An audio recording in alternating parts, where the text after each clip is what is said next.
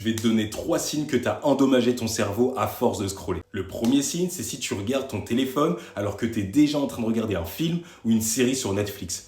Ça, c'est le plus gros signe de ce qu'on appelle la compression des intervalles dopaminergiques. En gros, ça veut dire que ton niveau de dopamine de base, il est devenu si faible que tu as besoin de cumuler plusieurs activités pour ressentir de la stimulation. Donc si tu n'arrives plus à regarder un film sans scroller en même temps, ça peut être le signe que ton système de dopamine, il est endommagé. Le second signe, c'est si tu as une sorte de brouillard mental à chaque fois que tu essayes de te concentrer. Comme si tes pensées, elles n'arrivaient plus à s'enchaîner correctement. Et ça, c'est un vrai problème parce qu'à force de stimuler ton cerveau en scrollant, tu es en train d'endommager ton réseau de séances. Et c'est ça qui permet à ton cerveau de classer les informations par importance. Ça veut dire que ton cerveau, il est plus capable de trier les pensées et tout devient flou dans la tête. Le troisième signe, et là je crois que tout le monde va se reconnaître dans celui-ci, c'est lorsque tu ressens un petit manque à chaque fois que tu poses ton téléphone.